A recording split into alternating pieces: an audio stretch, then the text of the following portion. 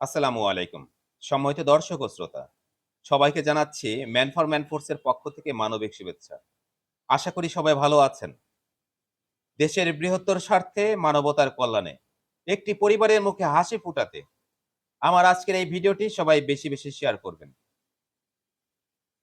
সম্মানিত দর্শক ও শ্রোতা, আপনারা জানেন দীর্ঘ বছর যাবৎ আমি মানবিক কাজে সর্বদা নিরলসভাবে কাজ করছি।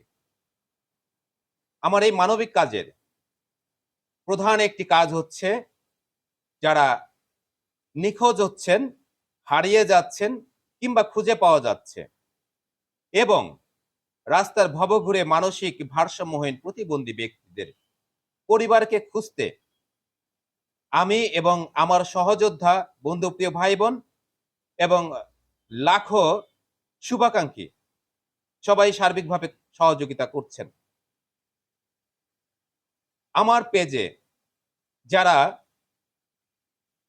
এই মানবিক পোস্টগুলো দেখছেন, সবাই লাইক করছেন, কমেন্ট করছেন, শেয়ার করছেন এবং যারা নিখোঁজ হচ্ছেন কিংবা যাদেরকে খুঁজে পাচ্ছি তাদের পরিবার খুঁজছি, এই বিষয়ে সার্বিকভাবে সহযোগিতা করছেন। আপনাদের প্রতি চিরকৃতজ্ঞ।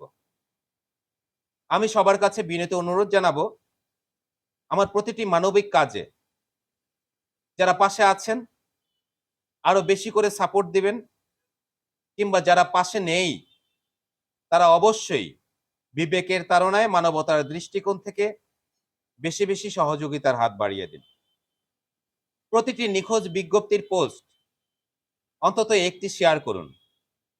বন্ধুরা, আমরা যারা ফেসবুক পরিচালনা করছি, ফেসবুক চালাচ্ছি এবং ইউটিউব চ্যানেল চালাচ্ছি, আমরা অনেক সময় অনেক পোস্ট করি, অনেক পোস্ট শেয়ার করি, লাইক করি, কমেন্ট করি, অনেক ভিডিও দেখি।